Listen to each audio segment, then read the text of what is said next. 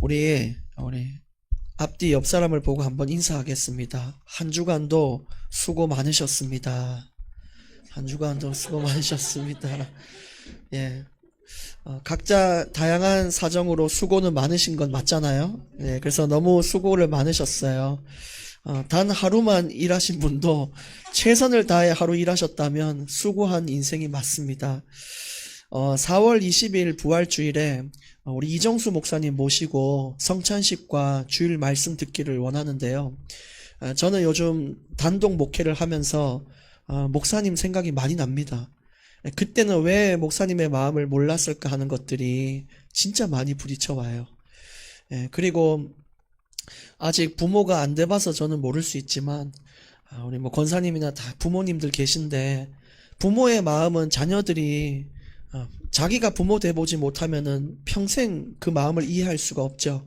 그러다 보니까 부딪혀오는 것들도 많아요. 서로 갈등도 되고요. 그리고 교역자는 성도들하고 부딪히는 이유 중에 또 하나는 진짜 한 주 전쟁 같은 일상 속에 살고 오는데 그 마음을 너무 헤아리지 못하고 그렇게 좀 들들 볶게 되면은 그것도 참 문제가 돼요. 그래서 오늘 말씀 전체의 핵심이 뭐냐면요. 모든 성도가 또 모든 이런 설교하는 설교자와 우리 성도들이 한 마음으로 드리는 예배가 전인격적인 예배다라는 것입니다. 그래서 서로가 서로를 이해하고 또 서로 부족한 부분이 있어도 서로 용서하면서 그렇게 나아가는 게 교회의 완성이 아닐까요? 저도 사실은 여러분보다는 신학을 많이 했고 기도 생활도 많이 하고 하지만 딱 보시면은 교역자 이런 느낌도 있지만 어떻게 까놓고 보면은 사실 그냥 젊은 한 남자입니다. 그렇죠? 그런 것처럼 사실은 직분과 타이틀이 있지만 어떤 사람은 그냥 소녀일 수 있고요. 어떤 사람은 그냥 어머니일 수 있고 그런 거예요. 그러니까 우리가 서로를 이해하고 한 마음 한 뜻으로 나가기를 원합니다. 또 저를 위해 많이 기도해 주세요.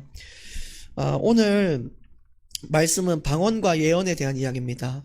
하나님은 각 성도들에게 은사를 주셨습니다. 은사에 맞게 교회를 섬길 수 있도록 하셨습니다. 어떤 사람은 헌신, 어떤 사람은 차량 봉사, 어떤 사람은 권면, 다양하게 은사를 주셔서 하나님의 일을 하도록 하셨다는 거예요. 맞죠? 여러분, 은사가 없는 사람은 없어요. 우리가 이 자리에 앉아 있는 것도 은사인 것입니다. 그리고 이 은사를 주신 이유는 교회를 바로 세우기 위함이고 또 서로를 살리기 위함이에요. 내가 가장 잘할 수 있는 것으로 옆 사람을 살리는 거예요. 전화를 잘하는 사람은 전화를 통해 살리고요. 편지 잘 쓴 사람은 편지를 통해 살리는 것입니다. 그리고 저는 설교자로서 가장 최선의 말씀을 준비해서 전달하는 것이 교역자의 은사인 것이죠. 그래서 그 사실을 기억하시고 오늘 말씀을 한번 보겠습니다. 14장 1절 사랑을 추구하며 신령한 것들을 사모하되 특별히 예언을 하려고 하라. 이 사랑이란 것은 우리가 전부 깔아야 되는 밑바탕이에요. 여기서 말하는 사랑은 필로스의 우정적인 사랑이 아니라 아가페의 내가 모든 것을 줄 수 있는 희생적인 사랑을 뜻합니다. 우리가 서로에 대한 그런 희생을 할 수 있는 관계가 된다면 그것이 하나님 주신 진짜 큰 은사인 것입니다. 그리고 신령한 것들은 우리가 배웠던 다양한 은사들이에요. 방언, 치유, 섬김, 다양한 은사들이 있는데 그것들을 우리가 사모해야 되는 건 맞아요. 나도 그런 은사가 있으면 좋겠다. 근데 그 중에 가장 우리가 바라봐야 될 은사가 있다고 말씀하셨는데 그것이 예언의 은사라고 1절에 말씀하신 거예요. 예언은 우리가 네 10초 뒤에 넘어진다 이런 예언이 아니고 여기서 예언은 맡길 예자를 써서 하나님이 내게 주신 말씀을 설명하는 걸 뜻해요. 그래서 주일날 들은 말씀을 내 거로 잘 만들어서 내 자녀들을 가르치는 거, 그 은사를 사모하라는 거예요. 내 옆 사람을 가르쳐 주는 거, 아니면 너무 힘에 빠진 사람에게 내가 이해한 그 말씀을 가장 쉽게 설명해 주는 거, 그게 진짜 중요한 예언인 것이죠. 근데 2절 말씀에 보시면 꼭 사람들은 요 한 구절만 가지고 성경 전체를 오해해요. 그 성경은 전체를 다 봐야 말이 이해가 되는데 한 구절만 보면은 굉장히 문제가 돼요. 그게 2절이에요. 방언을 말하는 자는 사람에게 하지 아니하고 하나님께 하나니 이는 알아듣는 자가 없고 영으로 비밀을 말함이라. 굉장히 방언을 강조한 구절이에요. 방언은 사람에게 하는 것이 아니다. 봤지? 나는 사람에게 잘 보려고 하는 게 아니야. 난 하나님께 하는 거야. 그러면서 방언을 얼마나 강조하는지 몰라요. 니들 사람한테 잘 보이려고 기도하지. 니 그걸 위해서 대표 기도하지. 그게 아닌데요. 그리고 영으로 비밀을 말한다. 마치 뭔가 되는 것처럼. 근데 3절 말씀에 보시면 그러나라고 했어요. 바울은. 그러나는 앞에 것을 부정하는 것입니다. 예언하는 자는 사람에게 말하여 덕을 세우며 권면하며 위로하는 것이요. 여기서 말하는 요지는 뭐냐면요. 방언을 아무리 잘 말해봤자 사람들이 알아듣지 못하면 무슨 유익이 있냐는 거예요. 여러분, 제가 만약 여기 서가지고 막 해요. 나만 좋은 거예요. 여러분들은 하나도 안 좋은 예배인 겁니다. 그것처럼 예언을 하는 이유는 그 사람도 그 말씀을 알아듣게 하는 게 예언이에요. 오늘 내가 들은 말씀이 옆 사람은 이해하지 못했을 수도 있잖아요. 내가 그걸 잘 풀어서 설명하는 게 최고의 은사라는 거예요. 그것처럼 다른 사람을 위해 덕을 세우는 것, 그것이 예언이고, 방언은 나만 좋지 다른 사람은 좋지 못하다는 것입니다. 그래서 이 예언의 은사가 있어야 돼요. 4절, 방언을 말하는 자는 자기의 덕을 세우고 예언하는 자는 교회의 덕을 세운다. 그래서 바울이 강조하는 것은 내가 잘 되는 그런 나만 잘 되는 영혼의 안식이 아니라 교회 전체가 살아나는 예배를 드려야 한다라고 얘기하고 있어요. 그래서 설교자는 가장 쉬운 말로 설교를 해야 됩니다. 만약에 성경에 있는 쉬운 말들 다 제껴두고 어떤 말을 자꾸 만들어내고 단어를 합치고 짜집기해서 설교를 하잖아요. 이것은요, 명백한 하나님 원하는 설교가 아니에요. 그건 뭐냐? 나에게는 만족을 줘요. 야, 나는 이 단어 알고 난 이 단어를 쓰는데 니는 그 단어를 모르냐? 그러면 자기한테는 뭐 만족스럽겠죠. 그러나 결코 교회의 덕이 될 수가 없는 것입니다. 그래서 우리는 성경의 단어로 돌아가야 하고 가장 쉬운 말로 돌아가야 돼요. 5절, 나는 너희가 다 방언 말하기를 원하나. 방언을 말하는 게 나쁜 것은 아니지만 특별히 예언하기를 원하노라. 만일 방언을 말하는 자가 통역하여 교회의 덕을 세우지 아니하면 예언하는 자만 못하니라. 그러니까 결국은 방언도 통역하는 사람을 세워야 그제서야 비로소 그게 교회의 덕을 세우는 거지, 방언만 가지고 하는 게 중요한 게 아니에요.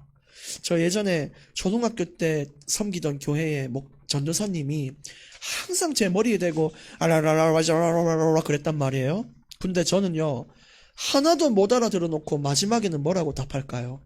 아멘이라 한단 말이에요. 근데 오늘 바울이요, 그걸 경고하는 거예요. 무슨 유익이 있겠으며 무슨 덕이 있겠느냐. 이 사람이 기도가 무슨 기도를 하는지 알아먹어야 되고 어떤 말씀을 선포해도 그걸 알아들어야 교회의 덕이 된다는 것이죠. 6절, 그런즉 형제들아 내가 너희에게 나아가서 방언으로 말하고 계시나 지식이나 예언이나 가르치는 것으로 말하지 아니하면 너희에게 무엇이 유익하겠냐. 계시, 지식, 예언, 가르치는 것 전부 말씀을 뜻해요. 내가 말씀을 너희에게 가르쳐야지 방언을 말하면 너희에게 무슨 유익이 있겠냐. 7절, 혹 필이나 검은고와 같이 생명 없는 것이 소리를 낼 때에 그 음의 분별을 나타내지 아니하면 필이 부는 것인지 검은고 타는 것인지 어찌 알게 되겠냐. 그러니까 악기를 연주를 해도 사람들이 저게 지금 노래를 하고 있구나를 깨달을 수 있도록 음을 정확하게 쳐줘야 저게 연주구나 그러지. 막 다 틀린 거 가지고 땡땡거리면은 그게 그 사람들한테 무슨 유익이 있겠냐는 거예요. 저번 섬기던 교회에서 우리 지훈이가 해금을 탔죠. 그때 해금 맞죠, 이름? 해금을 타는데 실 몇 개 있는 걸 잡고 차는데 이게 노래가 되는 거예요. 그제서야 사람들이 박수를 치고 야 대단하다 그러지. 거기 돼가지고 막 까마귀 막 목 따는 소리가 나면은 그거는 저게 악음인지 저게 지금 뭘 치는 건지 도무지 이해할 수 없고요. 그런 거잖아요. 그것처럼 제가 여러분에게 설교할 때도 알아듣는 말을 해야 되지, 이상한 소리 하면 그건 돼지 멱다는 소리인 거예요. 그러니까 여러분, 전도를 할 때도요, 가장 쉬운 표현을 쓰셔야 됩니다. 자녀를 가르치거나 주변 사람들과 말씀으로 대화를 나눌 때도 쉬운 말로 하는 게 좋아요. 그게 7절, 8절. 만일 나팔이 분명하지 못한 소리를 내면 누가 전투를 준비하리요? 이게 전투를 시작할 때 나팔을 분단 말이에요. 근데 이 나팔 소리인지 뭔지 알아듣지 못한 사람은 적군이 와도 모르고 죽는 거예요. 그것처럼 말씀이 명확해야 생명을 지킨다는 것입니다. 내가 말씀을 이해하고 돌아가야 돼요, 집에. 진짜 누군가를 전달할 때 그래야 된다는 것입니다.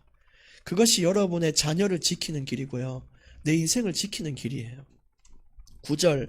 이와 같이 너희도 혀로서 알아듣기 쉬운 말을 하지 아니하면 그 말하는 것을 어찌 알리요? 이는 허공에다 말하는 것이라. 모든 사람들이 알아들을 수 있는 말을 해야 됩니다. 그래서 그게 참 좋아요. 오늘 제가 찬송가를 불렀잖아요, CCM 안 하고. 근데 CCM도 참 좋은데 모르는 찬양을 하게 되면은 나도 모르게 주눅 들고 그 은혜에 깊이 빠져들지 못할 때가 있어요. 근데 우리가 오늘 찬송을 불러서 그런지 전부 아는 찬송으로 하나가 되었을 때 저는 그 찬양이 참 깊었다, 이렇게 느껴졌거든요. 그것처럼 앞으로 우리가 찬양도 계속 좀 자주 부르면서 그것이 내 것이 되도록 해야 되고, 또 찬송을 가지고도 이렇게 깊은 은혜를 나누기를 원합니다. 우리가 어디 가서 대화를 해도 나만 모르는 얘기하면요, 얼마나 기분 나쁩니까? 그것처럼요, 모든 소통과 예배는 모든 사람이 알아들을 수 있을 때에 그때 대화가 되고 예배가 되는 거예요. 10절. 이같이 세상에 소리의 종류가 많으나 뜻없는 소리는 없나니 그러므로 내가 그 소리의 뜻을 알지 못하면 내가 말하는 자에게 외국인이 되고 말하는 자도 내게 외국인이 되리니. 이 말은 고린도 교회는 헬라어를 쓰다 보니까 헬라어를 쓰지 않는 다른 민족들은 야만인으로 취급을 했어요. 근데 자기들이 방언을 하면서 방언을 못 알아듣는 사람들이 더 많단 말이에요. 그러면 방언을 하는 너희들도 야만인이 아니냐라고 얘기하는 거예요. 그게 참 웃긴 거죠. 그렇기 때문에 뭐 언어고 뭐고 이런 게 중요한 게 아니라 모두가 하나가 될 수 있는 전인격적인 예배를 드려야 돼요. 12절. 그러므로 너희도 영적인 것을 사모하는 자인즉 교회의 덕을 세우기 위하여 그것이 풍성하기를 구하라. 여기도 얘기합니다. 신앙생활은 나의 덕을 세우는 것이 아니라 교회의 덕을 세우기 위하여 드려야 된다. 진짜 나의 이기심이요 교회의 덕을 무너뜨리는 거예요. 그래서 우리는 이기적으로 신앙생활을 해서는 안 되는 것입니다. 13절. 그러므로 방언을 말하는 자는 통역하기를 기도할지니 무조건 알아들을 수 있도록 통역해줘라. 그렇게 되는 거죠. 그래서 여러분, 우리가 다른 사람들과 모임을 가질 때도 대화할 때 혹여나 옆 사람이 모르는 얘기를 한다면 중간에서 전에 이런 일이 있었는데 이런 얘기가 이렇게 있었습니다라고 조금만 설명을 해줘도 그 사람이 하나가 되는 그런 이 시간이 되거든요. 그것처럼 사람을 대할 때에도 우리는 하나가 될 수 있는 방안을 모색해야 됩니다. 14절. 내가 만일 방언으로 기도하면 나의 영이 기도하거니와 나의 마음은 열매를 맺지 못하리라. 지금 성경에서는 영과 마음을 구별해서 이야기하고 있어요. 영이 사는 것과 마음이 사는 것이 다르다는 거예요. 영이 사는 것은 내가 하나님께 기도하면 영이 사는 거예요. 왜냐? 하나님과 소통하니까요. 근데 여기서 말하는 마음은 나의 이해력을 말하는 겁니다. 예를 들어 여러분, 대표 기도를 너무너무 잘하고 계신데 무슨 기도를 하는지 알고 기도하는 사람과 좋은 말을 써와서 기도하는 사람이 다르다는 거예요. 그냥 좋은 말을 써와서 기도하는 사람은 자신의 영은 살겠지만 마음의 열매는 맺지 못해요. 왜냐? 내가 지금 무슨 기도를 하는지 모르기 때문이에요. 그렇기 때문에 영과 마음을 다 살릴 수 있는 예배를 드려야 되는데, 물론 이 자리에 있는 것 자체가 영은 살았지만 내가 이 예배를 이해하지 못하고 내가 무슨 기도를 하는지도 이해하지 못하고 있으면 여러분은 마음의 열매는 맺지 못하고 있는 거예요. 그러니까 예배는 영을 살리고 마음을 살릴 수 있는, 그래서 이것을 전인격적이다라고 표현을 합니다. 그런 예배가 돼야 돼요. 꼭 그런 응답이 있길 바라고, 우리 이번에 시역이 기도하잖아요. 마음의 열매를 맺는 기도가 되어지기를 진짜 예수님 이름으로 축복합니다. 그렇게 돼야 돼요. 15절, 그러면 어떻게 할까? 내가 영으로 기도하고 또 마음으로 기도하며 내가 영으로 찬송하고 또 마음으로 찬송하리라. 그러니까 이게 모든 사람들이 예배에 공감되는 예배, 이해가 되는 예배를 드려야 된다는 것이죠. 그렇지 아니하면 네가 영으로 축복할 때에 알지 못하는 처지에 있는 자가 네가 무슨 말을 하는지 알지 못하고 네 감사에 어찌 아멘하리요. 무슨 말을 하는지도 모르는데 어떻게 아멘을 하겠습니까? 방언으로 얘기를 하는데 그게 어떻게 유익이 되겠어요? 물론 하나님께 하는 거니까 영의 유익은 있겠죠. 17절, 너는 감사를 잘 하였으나 그러나 다른 사람은 덕세움을 받지 못하리라. 그래, 너는 감사하고 너는 좋겠지. 그러나 다른 사람들은 어떡하냐 이거예요. 제가 여기서 만약에 신학적인 걸 잘 알아가지고 이중전가에 부정에 아리스토텔레스의 철학을 가져와서 얘기한다. 그럼 저는 좋겠죠. 근데 여러분들은 안 돼요. 그냥 수면제 그 자체인 거예요. 그렇기 때문에 이 점을 주의하셔야 돼요. 18절, 내가 너희 모든 사람보다 방언을 더 말함으로 하나님께 감사하노라. 그러니까 이 바울 역시도 이 방언을 더 말할 수 있기 때문에 감사한데, 19절, 그러나 교회에서 네가 남을 가르치기 위하여 깨달은 마음으로 5마디 말을 하는 것이 1만 마디 방언으로 말하는 것보다 나으니라. 오늘 이것을 우리 가슴에 새겨야 되는데요. 우리가 어떤 말씀을 받든 성경을 읽든 그것을 남을 가르치기 위하여 내가 준비할 수 있는 거, 그게 진짜 큰 은사예요. 야, 그래, 오늘 사사기 말씀 이렇게 들었는데 내가 요거를 말씀 들은 대로 잘 정리해가지고 가장 쉽게 또 한 주간 내 사랑하는 누구에게 알려줘서 힘을 줘야겠다. 내 자녀와 집에 돌아가면서 얘기를 해야겠다. 이렇게 말 많이 할 필요 없어요. 잘 정리된 내게 들어와 있는 부딪히는 말씀을 5마디만 말을 해도 사람을 살리고 교회의 덕을 세운다는 것입니다. 그러니까 얼마나 감사한 건지 몰라요. 오늘 결론 3가지 말씀을 드리겠습니다. 첫 번째는 예언의 은사를 사모하라입니다. 오늘 예언이 제가 말씀드렸죠. 누군가에게 말씀을 가르치는 거예요. 전달하는 거예요. 이것은 내가 말씀을 이해하지 못하면 할 수 없는 거예요.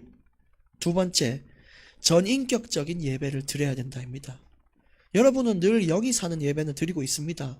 하나님께. 근데 지금 내가 여기 왜 앉아 있는지, 지금 앞에 시혁이가 기도하는데 지금 제가 뭔 기도를 하는지, 앞에서 전사님이 설교하는데 지금 무슨 얘기를 하는지를 전혀 이해하지 못하고 있으면 여러분 마음이 죽은 예배예요. 전인격이 살아야 돼, 전인격. 그리고 마지막 3번째는 교회의 덕을 세워야 한다입니다. 지금까지 여러분들은 내가 살기 위해 발버둥 쳐왔어요. 저도 그렇고요. 그죠? 근데 이제는 모두가 살 수 있는 방안을 모색해야 돼요. 진짜 그런 예배, 그런 공동체가 이루어져야 된다는 것입니다. 예, 오늘 이렇게 말씀 나눴는데 이 안에서 하나님의 뜻이 뭔지를 오늘 합심으로 한번 기도하기를 원하고요. 또 기도하실 때에는 가장 오늘 중점을 두고 싶은 기도는 이제 설립 감사 예배가 이틀 앞으로 이제 다가왔어요. 그러니까 오늘 설립 감사 예배를 놓고 기도하시고, 또 설립 감사 이틀 남았으니까 얼마나 각 사람들이 시험 드는 일이 많은지 몰라요. 예, 속지 마시고 기도해야 됩니다. 예, 그렇게 하고 또 이제 기도하고 바로 마치니까 광고를 드리면 내일 오후 2시에 교회당에 모여서 설립 감사 예배 준비하기를 원합니다. 예, 2시에 이제 모여서 또 청소도 하고 이렇게 하면 좋겠습니다. 예, 그렇게 하시고 이제 이 시간 소등하고 합심으로 우리 한 10분, 15분 기도할 건데 간절한 마음으로 기도하며 나아가겠습니다. 예, 기도하겠습니다. 하나님 아버지 은혜 감사합니다.